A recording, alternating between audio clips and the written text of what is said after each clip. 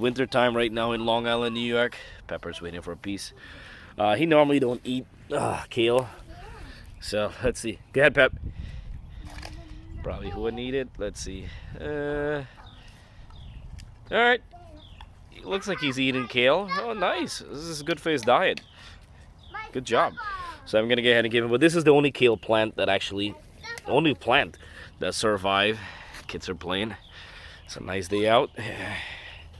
And Pepper the pet pig eating some fresh kale. Look at that. It's awesome.